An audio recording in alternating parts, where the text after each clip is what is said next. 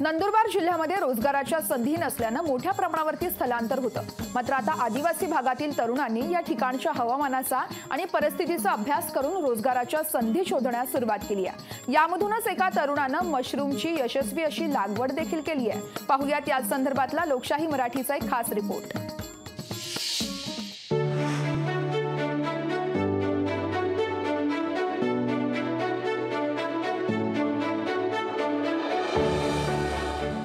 Mushroom शेती म्हटलं की आपल्या डोळ्यासमोर येते आधुनिक असे शेड, त्यासाठी लागणारा खर्च। मात्र आपला हा समज सातपुड्यातील शिक्षित तरुणांनी दूर केलाय। योग्य नियोजन केल्यास झोपडीत सुद्धा मशरूम उत्पादन घेता येते, हे रायसिंग वसावे या तरुणाने दाखवून दिले। या शेतीसाठी विशेष असे कोणत्याही प्रकारचे भांडवलची गरज नाही।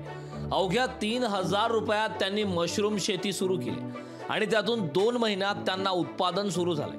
300 रुपये किलोने मशरूमची सध्या विक्री होत आहे। पहिले तर शेतीच करत होतो, पण त्यांच्या प्रेरणेनुसार आम्ही मशरूम शेती सुरुवात केली।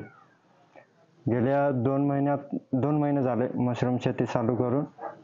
आता आम्हाला सुरुवातीला असं 3000 जास्तीत जास्त 3000 पर्यंत खर्च आला होता।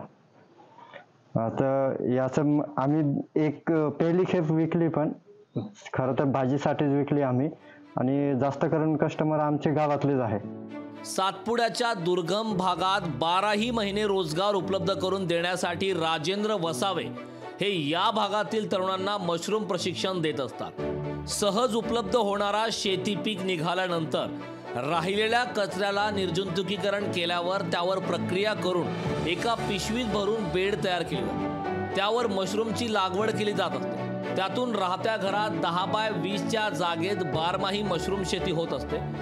मशरूम खाण्याचे अनेक फायदे आहेत, त्यामुळे मोठ्या शहरात येथील मशरूमला मोठी मागणी आहे। शाळा, कॉलेज अशा ठिकाणीही आपण कार्यक्रम घेतात, त्या ठिकाणी आपण प्रशिक्षण दिले जातं, शिबिर राबवले जातात।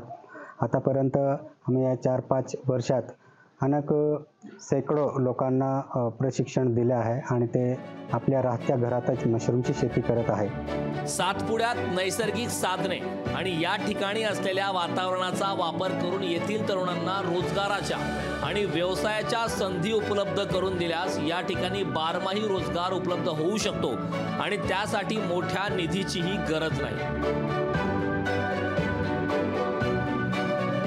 प्रशांत जवेरी, लोकशाही मराठी, नंदुरबार। लोकशाही मराठी ऐका, पहा, जागरूक रहा।